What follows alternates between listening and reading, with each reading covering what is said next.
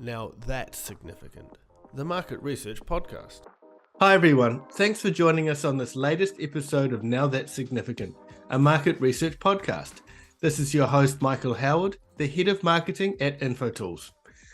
Today we're joined by Priscilla McKinney, CEO and Momma Bird at Little Bird Marketing. Thanks for joining us on the show once again, Priscilla. Oh my gosh, Michael, thanks for having me. It is always my pleasure to be with other marketers. You're welcome. So what brings you back on the show today, Priscilla? What's the most significant thing you're going to share with us this episode? Well, I can share something very significant, but let's start with the most significant. And I'm really here because of your kindness. So I love this industry. I mean, it's so kind of you to ask me to come back on again and to get access to you and really an audience that you've so carefully created and nurtured over the years. So to me, that's no small thing. So to me, that's the first significant thing we could talk about. Good job creating an audience and providing them value at every turn on this show. Well, you're welcome. Thanks for the compliment. I would like to say to people that, now that we're talking about it, maybe you could help Michael out and make sure you review his show and give him those 5 stars and make sure that someone else can discover something that's significant next. But I love to call that out for other podcasters because sometimes it feels a little bit like a thankless job. And Michael, I think you do such a good job and showcasing, how powerful Infotools are along with bringing the industry up. And I think that's super awesome. So a lot of gratitude coming from this side. But what I wanted to share today about what is significant is, to me, I think a difficult time we've all come through economically. It's been a tough couple of years. And I think the most significant thing that I have to share is that there's good news and there's bad news. And the good news is you don't have to go it alone. And the bad news is you don't have to go it alone. And so however you want to look at it, I think that my biggest share today is that collaboration is the new competition. There's a way that we can come together, take the pressure off, and we can have bigger and more wins in this industry for ourselves, for our teams, for our companies, and on and on. So collaboration and competition. Why is that such a big thing? Why now? Well, I was really looking through what was out there in the business world in terms of books. And I'm an avid reader, but I didn't go into things thinking that I had to write a book. But I do think that I really came to this moment where I realized, something is actually missing here. I really resonated with those stories that took into account this crazy, windy, difficult path to success, as opposed to some of these Cinderella stories like hero has problem, hero, goes big, has one small dip, and then, wow, ascends to the heights of heights. And I always felt that those books were quite revisionist history of people who had come to success. And I feel like it left a lot of the players out, who helped them be successful. And so that was a big deal. So I wanted to write this book because I think that not only a lot of people help me be successful, but I think we could change the way we look at tough challenges, and we could get success for so many more people along our own path. Okay, so this being a book, a podcast rather, on a book that you've just written, it would be rude not to have a reading. So do you mind giving us a taste of what you've produced? Yeah, absolutely. I think I've gotten the most amount of comments from people about the part in my book where I talk about the kumbaya. And in fact, I've tried to be mindful that everybody is busy. And so my chapters are as short as they possibly can be. And even at the top, I tell you how many minutes it's going to take you to read this. It's not a race. My mom did text me. I'm like, I don't know if I can read this fast. But, it's really getting a lot of feedback from people going, yeah, this chapter resonates with me. There's this idea when people hear about collaboration, they think it means everybody's getting around the campfire and we're all going to have these wonderful, warm feelings and it's going to be a kumbaya moment. So I'll read just a small little excerpt from that chapter. Nice. Just before you do that, I'm just going to envisage myself sitting down at a campfire. The stars are overhead. The owls are chirping in the background and the guitar is just pausing now. So go for it. Okay, well, here in the States, we would be putting a marshmallow on the end of the coat hanger that we've undone. So, whether it's a weenie roast or we're making s'mores or whatever, I love how you're picturing this whole thing. So, all right, this section is called Confusing Camaraderie for Collaboration. Even people who haven't had nightmarish team project experiences often avoid collaboration. They see it as a lot of unproductive time spent with coworkers delivering mediocre outcomes. Sure, everyone got along. There were no truly awful feelings or major conflicts. No one carried most of the load and no one slacked off. Everyone did enough work to get the job done. And in fact, the whole experience was extremely easy, so much fun. You wanted to gather everyone around the campfire to break out the marshmallows or the weenies, depending on your charred food preferences, and sing Kumbaya. But deep down, you knew something was wrong. Despite all the touchy-feely goodness of working together toward a shared goal, the end result was stale and as mediocre as a day-old s'more. You could have aimed higher. You could have done better. You could have done more. There's nothing wrong with connecting with colleagues on a personal level, but don't mistake connection for collaboration. It's merely a placebo that replaces the awesomeness of big wins with the pleasantness of camaraderie. Experiences like these make people collaboration phobic. They see collaboration as an altruistic endeavor that's little more than an exercise in futility. As far as doing their best work goes, the return on their time and effort is minimal, and with both at a premium, they don't see these exercises as worth their while. You leave us hanging. You got to read the book. Nice. So the very interesting points there, and I think we can all resonate with that, can't we? Yes. Can't wait to, and I'm sure the viewers can't, or viewers or listeners, however you're watching this, can't wait to have a look at that as well. So if we put a market research angle on this, why do you think insights teams are perhaps a little or initially hesitant to collaborate? That's interesting that you would put it in that way. Why are market research teams? And the reality is I've served this particular industry now for 7-8 years. And I find that while they are some of the most deeply empathetic and most collaborative people in their own work, they are not that way when it comes to marketing. And I've made a very good living marketing for this group specifically because I have seen them as largely like the cobbler's kids who have no shoes, right? So they spend days and all of their time and work helping other companies hear the voice of the consumer for what? Better marketing.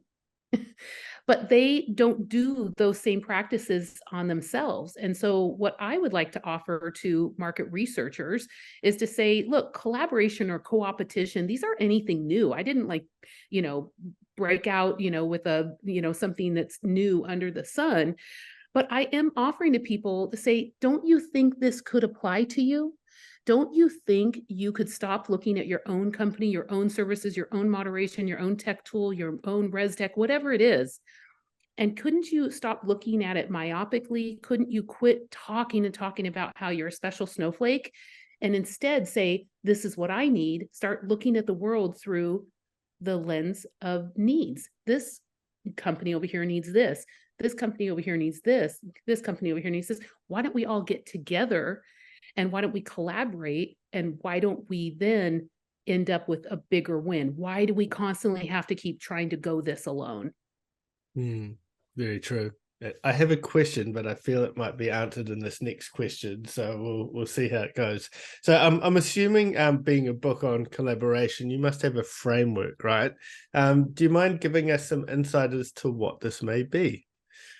Yeah, for sure. The framework, honestly, I tried to make it as simple as possible. I think there's three things that have to be happening for collaboration, what we would call true collaboration. And I kind of preface this in the beginning of the book. Can you get it out of your mind? What you call collaboration may not have been. But for me, the framework of collaboration is these three things. First of all, every person has to have something that they stand to lose and something they have to gain.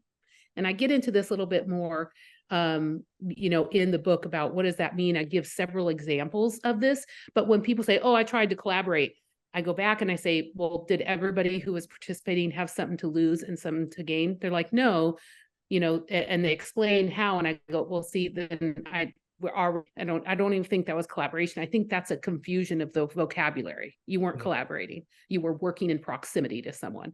Sure. The second thing is that people have to be willing to show their cards. So no hidden agendas, no subterfuge. Now, I would like to give a caveat there. You asked me a really good question, Michael, about, market researchers using this. That doesn't mean that competitors come together and then they share trade secrets. No, we understand how we have to stand alone as businesses, but to the degree to which we can, and to the degree that it affects the actual collaboration, we have to be willing to show our cards. I have to be willing to tell you why I want to be on your podcast, why I'm going to benefit your listeners, why this is going to be good for you in networking over time. Like, I have to give you something, and I have to tell you why I want on. Hey, I want to sell more books, and I want to be more known in this industry, and I want to help more people. If you're okay with that, then I'm not on here for a hidden reason, right? And likewise, I want to help you as I'm on here. It cannot be a one-way street, but we have to both be willing to come to the table and show our cards and not have hidden agendas. And that's hard to find people who are willing to do that. And the last thing is that you have to align yourself with people who want to win. And that might seem simple, but I think everybody listening right now is probably thinking of the last time they were on a board and there were people who were completely disengaged. Were they there? Did they have a role? Did they have a title? Probably all these kinds of things. They were in proximity. All the things of what you would think would be the making of collaboration. They didn't have a will to win. They probably had a different reason for wanting the title of being on that board. But they have to not only want to win for themselves, but for the whole team, for like on multiple levels. But if they aren't even in it to win it for themselves, they never will be for you, and they will never advance your collab. I guess when the team wins, you win. So that's the priority, I guess it should be. So yeah, absolutely. And kind of how 2 and 3 play together is a lot of people feel badly about them winning. I'm like, why? Why can't you win? Like, what is so bad about that? It doesn't have to be altruistic. Why can't you just be clear that you want to win, you want to advance your career, and you want to do something good for your company, or you want to do something good for the community, or you want to leave a better place for your kid, whatever it is. There could be 3, 4, 5, 6 things, but somehow often we're embarrassed to say that we have a stake in the game and that we want desperately to win something for ourselves. And I say, if you just get rid of that, then you can actually successfully collaborate. Sure. So out of curiosity, are there any factors that might change how this framework plays out? Thinking seniority of teams involved, industry scale of the collaboration, the market perhaps? Yeah. All of those. Yes. You have to be very careful. I'll give seniority as probably the easiest one. So I think in collaboration, we have to be very mindful about the seniority in the room. Now, I'm not saying that means then we all have to be the same seniority for it to work. I think we need to be mindful. So for example, when I want to collaborate with people, I have to be careful that the room or the conversation, the agenda, the feeling is not set up that me as the CEO just starts talking. Because a junior staffer is going to have a hard time coming in, interjecting. Like, you have to understand and read the room, and you have to make space for people, right? And you have to clear those agendas, and you have to dispel some of those maybe societal norms as you come in to collaborate. So you have to be very mindful of those things. And I think seniority is the easiest one to pick at. But, I've talked with a lot of nonprofits too. For example, I use a good example in the book about how if a community is coming together to collaborate and they have business owners, maybe big donors, maybe they have the state people there funding a grant, and they're trying to deal with the homeless problem. Well, where are the homeless people? Shouldn't they be there? Shouldn't they be represented? Shouldn't we be listening to what they have to say? And so you need to collaborate with the right people in the room, but you're also going to need to be very, very forthcoming, very purposeful, very intentional about how you set that meeting up so that all the voices can be heard. And as long as they, have something to win and something to lose, as long as they can put their cards on the table, and as long as they have a desire for a positive outcome, then I believe you can put anybody in that room. You're just going to have to be very mindful of the setup. No, very true.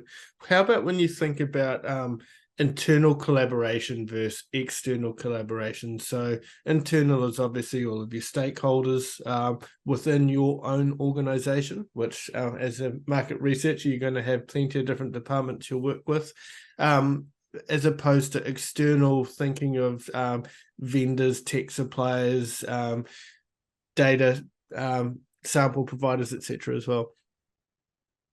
Well, I think to back up the seniority thing, which I think goes without saying with that same issue, again, once me as the CEO, as soon as I walk in the room, the dynamics change. And unless I'm very mindful, that's going to be a problem. But I think that same idea carries through with, let's take, vendor relationships. They can be very subservient. Here's the poor little vendor coming, hoping that you give me money. And, so we can have that kind of hierarchy happening, right? So we need to be mindful and figure out a way that we can collaborate there. I think the biggest push there is to find out where everybody's cards are on the table. For example, you could have a junior staffer who wants to be heard in a meeting, and that would be good for their career. So if they had the ability, the opportunity to be honest about why they're in the room and what they're hoping to do, then they'd probably be a lot more willing to collaborate, and they would bring something better to the table. But as far as vendors getting in, I have found in the industry, and I've proven it over and over again, I find very interesting connections to have people collaborate. And I'll use a really good example. I was speaking at SampleCon several years ago, and they asked me to kick off the year with just a quick keynote about collaboration. And at that point, I hadn't even written the book, right? But I was already known for it. And so I was like, guys, if you came into this room, look around you. These are all of your competitors. It's so interesting. The only people that show up to that event are competitors, right? So how are we going to collaborate? We can't give away our trade secrets, but can we create some kind of an equity, which I talk about a bit in the book, so that we can approach each other on at least some vibration, some wavelength, right? And it doesn't have to be full, like you and I, Michael, don't have to become new best friends and we go vacation together, but that doesn't mean our relationship can't vibrate in a different way, right? Yeah. So it's about understanding what is possible. But there was a problem in the room that every single company, individual, and association was dealing with. They all carried with them a different part of the problem. And it's in the book, and it's a really good example. But I think what happened was I basically opened up the conversation and started asking people, what is the biggest challenge? What is your biggest challenge? What is happening there? And when you get people talking about that, all of a sudden they realized that they are all suffering from the same problem, but they are not working together to fix it, because they all think that they just are suffering alone. But they don't have to collaborate and form a new entity or merge or acquire. They could just, as an industry and individuals, and companies come together and solve this one problem that is bothering all of them. And it could be a big win for everyone with, and be fair, only take a small piece of the solve from each individual piece of the puzzle, and they'd have a big win. And I just feel like in that moment, I felt very vindicated about my thoughts on collaboration. Nice. It'd be interesting to follow up to see if anyone's actually taken any steps towards that. It's funny because I've had a couple of conversations about it, and I think there's like two different players very interested in doing it, and they are having a hard time nudging people toward participating. And listen, you can't force someone. No. You know, it's, again, that brings then forced quote unquote collaboration. That's not collaboration. That's some kind of a weird work group, right? True. So you've got to have people who naturally come to this decision that it is going to be for the good of all, and it is going to be a bigger win than they could achieve on their own. And once they come to that decision, then we can facilitate a big change. For sure. So thinking, while we stay in this vendor external partnership collaboration side of things, have you seen any flow-on impact to how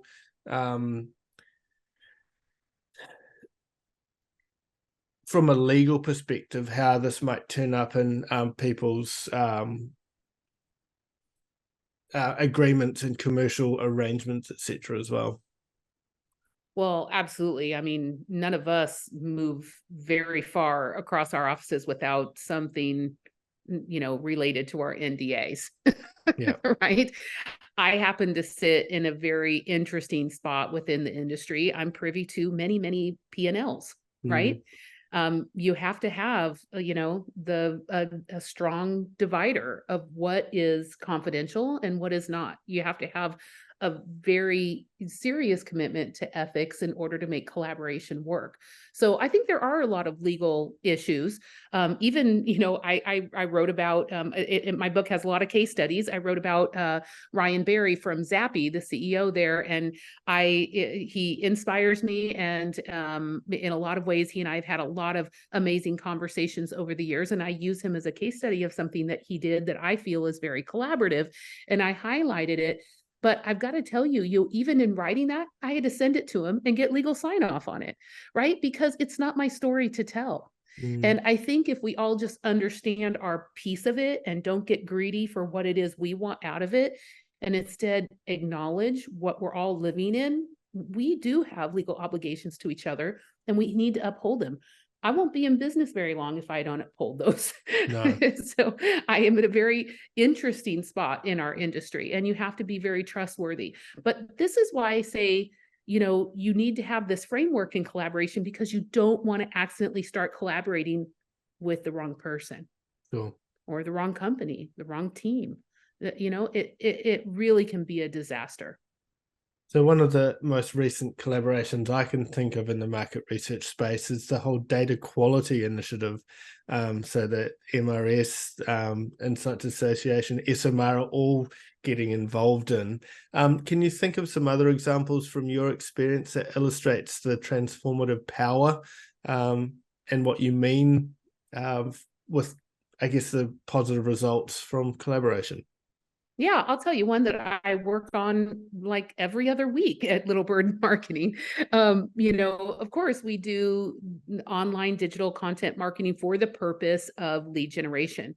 But what a lot of people don't know is that we're a full service agency. So whether we have a photographer, videographer, SEO, PPC, whatever, but we put events on for companies. So for example, the night before QRCA or the night before CRC or the night before IIX, we may have clients of ours who want to put a private client dinner on. Well, why have it be just for clients? Our goal is to have a third of the people in attendance to be prospects, a third of them to be clients, and a third of them to be influencers within the industry. It's a lovely way to kick off a conference. You basically make 40 or 50 best friends right before the conference happens, and it makes the conference so much better. You obviously get to treat your clients very well, but your prospects get to hear about you from other people, and the influencers make it all flow for the night, right? impress on people. This is not a night to sell. This is a night to give something to people and help them network. It's a collaboration. Well, so you're collaborating with all of the guests who come and say, you know what, you want to advance your career? I'm going to give you a spot to do it. In fact, I'm going to pay for your dinner. And you make this lovely evening. And of course, if you do great and they need you, they'll call you. It'll happen. You don't have to, cram it down anyone's throat.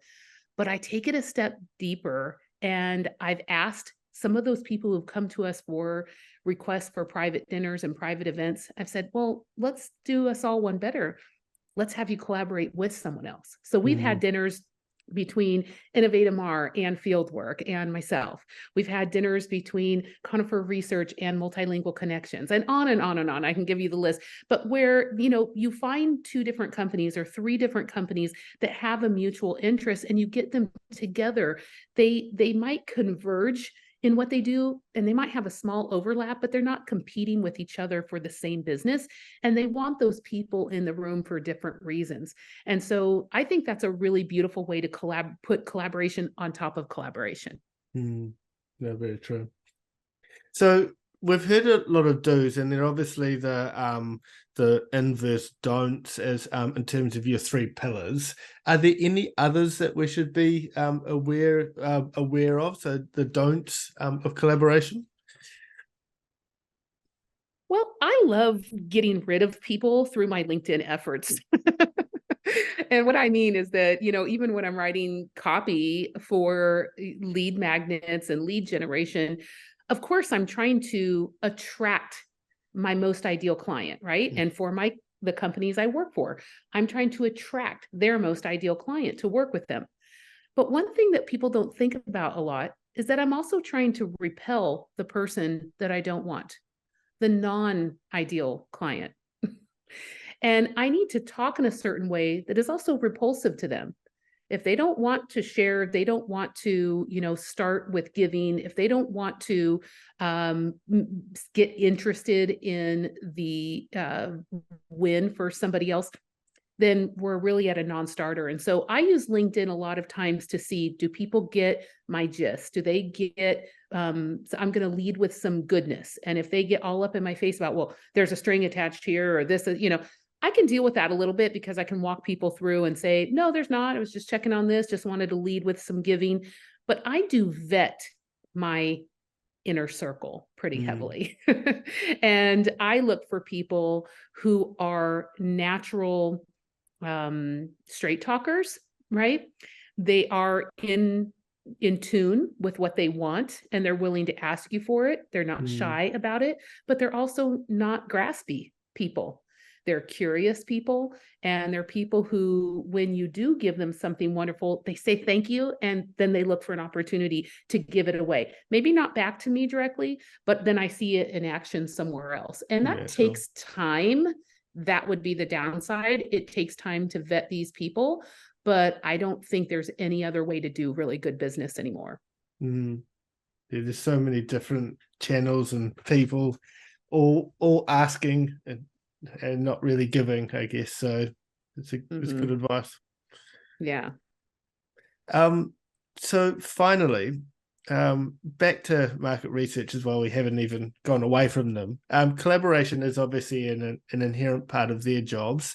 We've touched on how they need to work with stakeholders to generate insights and then help them solve key business questions or challenges.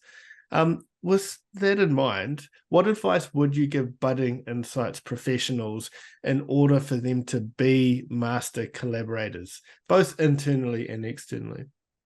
I love it. This is a good question. And it's just such a off the cuff question. And I really feel strongly about this answer. I love this industry. And if I could put my finger on one thing about it, is that it is an incredibly empathetic industry, right? I think we all would agree about that. I'm not saying there aren't jerks around there, but when you think about the social sciences and you think of what we're trying to do with voice of the consumer, in general, it's like everywhere you turn in this industry, there's empathy. It is not like that in other industries, let me assure you, right? So if you're a junior person in this industry, you notice that. You probably came into this field somehow because that empathy attracts you. And there's a curiosity. There's like that kind of a softness, right? Unfortunately, what I see happen is that because of that, they become a little bit demure or a little meek mild, like, oh, just us. Like they don't ask for a bigger seat at the table. They're not good sometimes with exercising the voice here. They really could speak strongly to the VOC, and when they don't, or they need to wield a little more power with the stakeholders and they don't. So I see people have to spend a lot of years coming into their own on that. What I would challenge them is, as you're being empathetic to everybody else's situation, could you possibly begin to be empathetic to your own? You have a career to advance. You have things to learn, right? And I would say be kind to your future self and start turning some of that curiosity and some of that empathy towards yourself. It seems counterintuitive. It seems like, no, if I focus on myself, I won't win. No. You will win.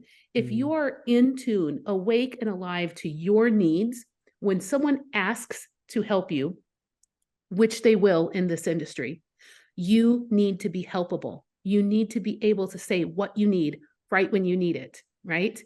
And then that helping begets helping. So I guess my advice to that junior person is like, please don't get in this field and then think that all the empathy that's out here is for someone else and it's not for you. You have to advocate for yourself in a way, and you can do that in a wonderful and beautiful way through empathy. Very true.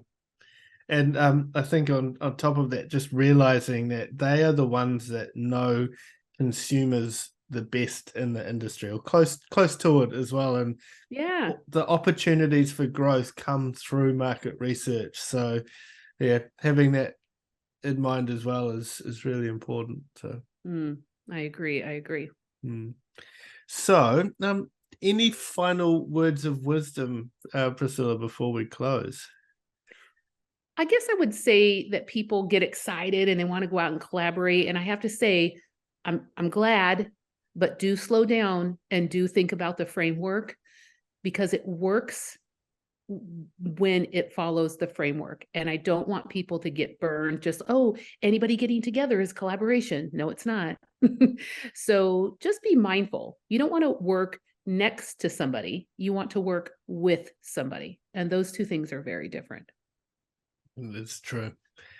So, well, thank you very much for joining us on the show. It's been very helpful, and I hope, and I'm sure people listening in will have found it useful too. If someone does want to purchase your book, how should they go about that? Well, the beautiful thing is it's on this little website called Amazon. Yeah.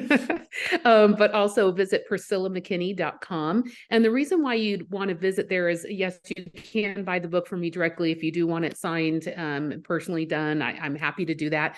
But also, if you click through that website, there are a lot of like downloadables that go along with the book. And so there is a page that has all of the free downloadables. And they're the little worksheets that I talk about, some checklist, a worksheet, and a prep sheet, for getting the most out of collaboration. And so they're all free. They're not gated, meaning just click the download. You can get them right there. Also, my speaker packet is there. I'd love to do a private event for you, public event for you, whatever. It's all listed there. And I hope that we can just keep spreading the concept and this mindset shift toward collaboration. That's right. And even for anyone listening in Australia or New Zealand, I'm sure you'd be more than welcome to come down here and chat too. Oh, absolutely. That sounds fantastic. Let's make it happen. Nice. So I will not be shy about what I'd want to do. I would be happy to visit and get to speak to an audience that really is willing to be open to something new and finding crazy new opportunities. Very cool. So thank you so much for joining us on the show today. Thank you. And I can't just leave a podcast without reminding people, Michael works so hard. Make sure you give him a great review for this podcast and tell your friends about it, because I thoroughly enjoy your episodes and subscribe to the show. Love it. You're too kind. Thank you so much. For the listeners out there, as you've heard, feel free to leave a review. More importantly, feel free to share this podcast as well with someone else that you might want to collaborate with you on as well, if you do feel that you align with those 3 points that we heard today. And otherwise, feel free to check out some of the other episodes as well.